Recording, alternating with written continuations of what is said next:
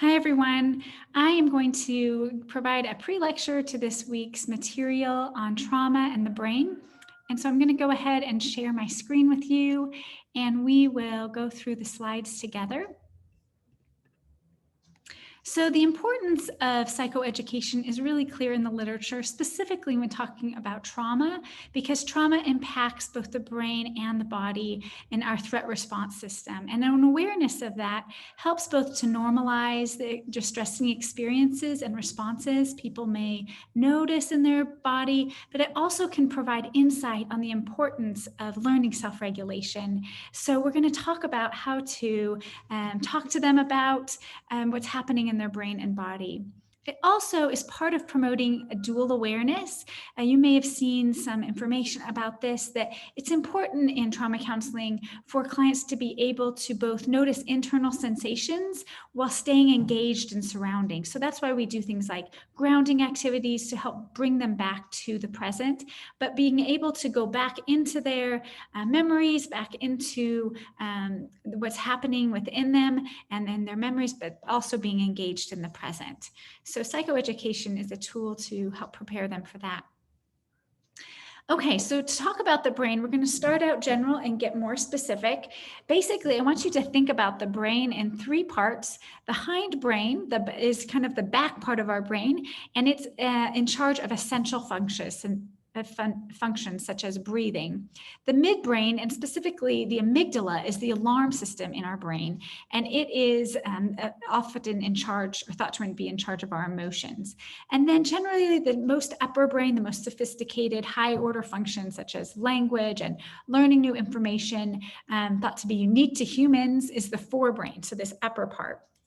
And the brain can be in basically two states. We'll unpack that a bit more, but it can be in a receptive state where when we are not perceiving threat, and there is a window of tolerance that we can deal with. When the body is relaxed, all parts of the brain are connected and working optimally. And then it can also be in a reactive state. So if the brain perceives danger or perceives a threat, then an alarm goes off in the amygdala and tells the hindbrain, this back part of our brain, that it must react either in fight or flight or freeze. Again, this is a normal and healthy response. Our brain is ready to react to danger to get us out of it. However, it disrupts the full optimal use of the brain. So, and we'll talk about how when someone has PTSD, how this impacts the brain. So you can maybe already start seeing the importance of self-regulation and awareness of our internal state and how we can modify what is happening in our bodies through activating, is this a true danger that I'm really needing to react to, or am I actually safe? So again, to return to a receptive state if safety is in fact the case. So we're going to watch a short video by Dr. Daniel Siegel, and he's going to explain the brain through using a hand model, which is really an effective tool to use with children and clients in general. One of the most rewarding experiences for me has been to study brain science and apply it to the experience of parenting. And the hand model of the brain that I use to teach parents is very useful to understand that. So if you take your thumb and put it in the middle of your palm, put your fingers over the top, this is a very useful model of the brain. And when we can actually see in front of us what's going on in the brain, then we can change what the brain does. So let me walk you through very basically what happens in this brain and the structures in it. And it goes like this.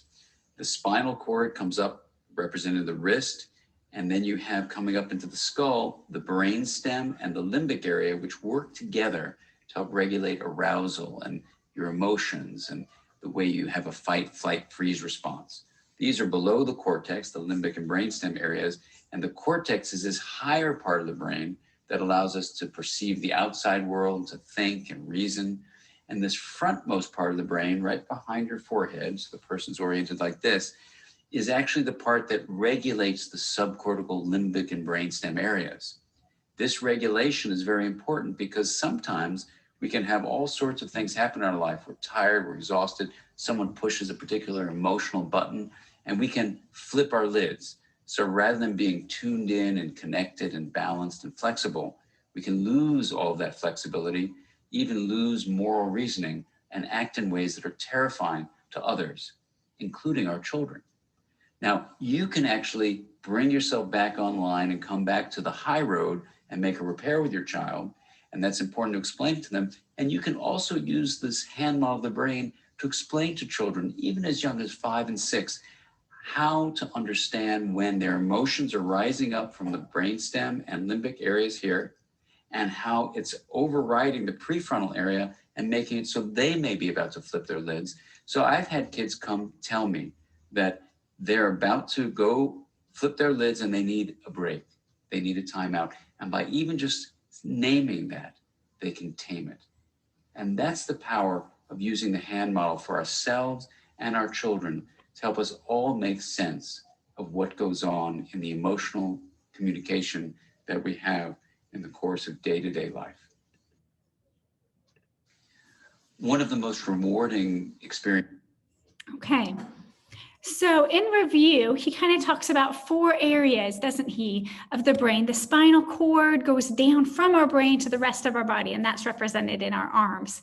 The life support system, the respiratory, the digestive, the flight response is right there in the center. And on top of that is the amygdala, or the emotional brain.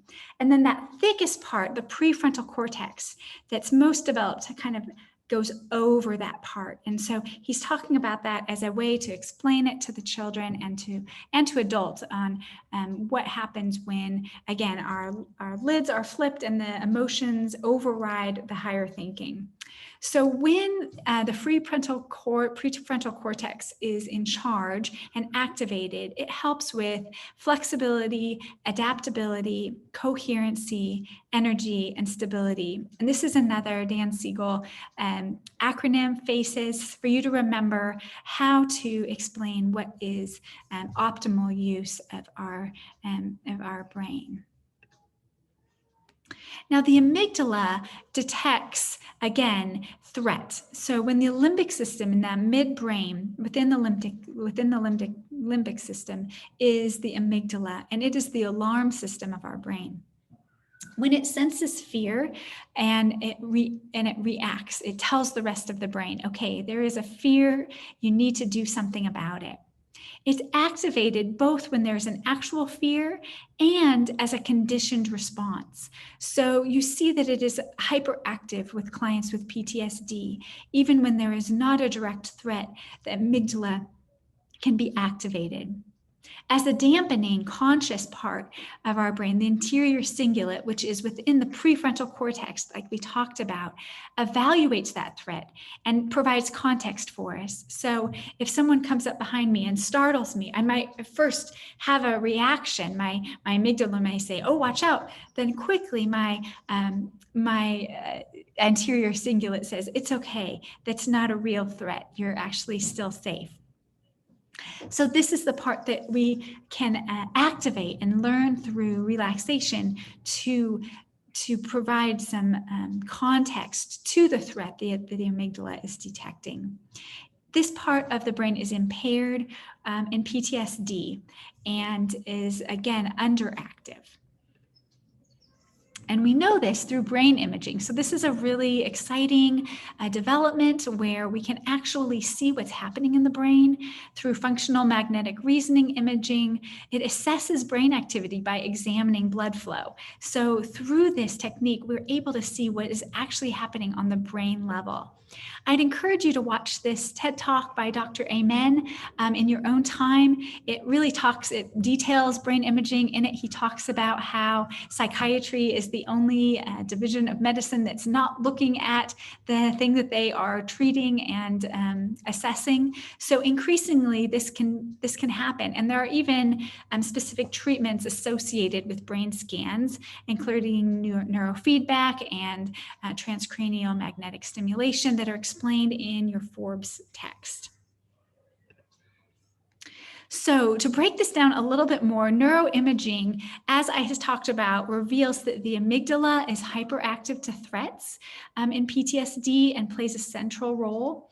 And the partnership with the amygdala and the prefrontal cortex, and specifically that anterior cingulate, seems to be inhibited. So it's not working optimally when someone is overreactive to a stress. Their stress response is sensitive, right? It's overactive due to trauma. They've also found that that PTSD clients have a smaller hippocampus, their cortisol is lower, specifically after a threat, their higher thyroid hormones. And there seem to be genes specifically linked with increased risk for PTSD. And I'd encourage you to read chapter 12 in your Breer text, and it talks a bit more about that. There's another interesting discussion in the literature as to whether or not these changes in the brain are a result of trauma or a predisposition, because we know that most people who experience trauma actually don't go on to develop PTSD. And evidence such as there was a twin study done where the hippocampus was smaller, for example, both in one of the twins who experienced war trauma and the other one who had not been to war. They both had the smaller hippocampus. So there's discussion that possibly there's a predisposition for developing PTSD for those who have a smaller hippocampus. In addition, epigenetic studies have shown that PTSD can be transmitted through generations. So those who have gone through the Holocaust, for example, that not only do they have these changes in their brain, but their children do. So they are more vulnerable to PTSD and have even PTSD symptoms when they haven't experienced the trauma. They've also done controlled studies with animals where where children of rats, so the rats' descendants, will have the same fear reaction as their parents, even though they haven't been this conditioned response, even though they have never experienced, for example, being shocked like the parents have. So in this study, they paired a shocking response to a stimulus, and then not only did the rats have that response, hypervigilance, their offspring did as well. So again, there's evidence that these responses seem to be passed on in offspring. Now, moving forward, I'm going to talk a little bit about polyvagal theory. This is something I talk a lot to my clients about. It points to the importance of body regulation because it talks about the central nervous system being impacted from trauma. So our physiology is connected to our psychological state. And what we know is that the brain is connected to the rest of the body through the central nervous system down through our spinal cord. And the automatic nervous system regulates automatic routine process such as breathing and heart rate and digestion.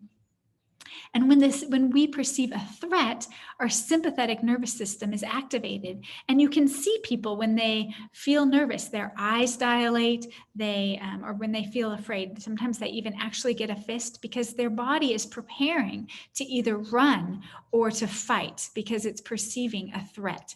And so this information is really important for clients who have an overactive sympathetic nervous system.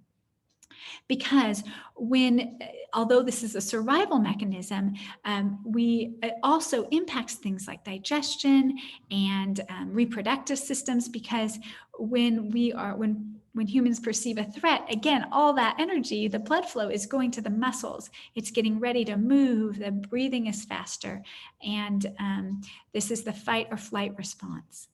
Now, the optimal system is the ventral vagal system within the parasympathetic nervous system. This is the rest and digest system. This is when we are fully relaxed, we can engage with people. It's optimal arousal, and it's when our upper brain is engaged and our body is relaxed. So that is the goal of self-regulation exercises, to teach people to activate their parasympathetic, specifically ventral vagal system. Now, in clients who have the freeze reaction, that's actually part of the parasympathetic nervous system as well, but it's a more ancient system in our body, is the way the text often talks about it. The dorsal vagal system is the freeze response. So this is the passive defense system. When people are dissociating or when they are just hypo-aroused, it's the deer in the headlights look where they have given up. So there's no response at all. This is the emotional numbing, and where you actually want to bring them into awareness of their body and help activate possibly their feelings more than cool them down, because they have shut down completely. So Gentry in his book talks about how when it comes to perceiving and responding to threats, it's the more primitive parts of our brain that reign supreme, and our nervous system. So the sympathetic nervous system and the dorsal vagal system, again, are thought to be more primitive, existing in animals, whereas the ventral vagal system is unique to humans. So we'll watch another quick video about this and the importance of Humans, like all species, have self-protective mechanisms to help us survive. Our fight, flight, or freeze survival response, the FFF for short, is designed to mobilize our brain and body to fight an enemy, run from an avalanche, or freeze to hide from a predator. Our brain sometimes misinterprets safe situations as dangerous and can set off false alarms. When the amygdala, our brain's watchdog, senses and barks danger, our body enters survival mode quicker than our rational mind can react, leaving it trying to figure out why we feel in mortal danger.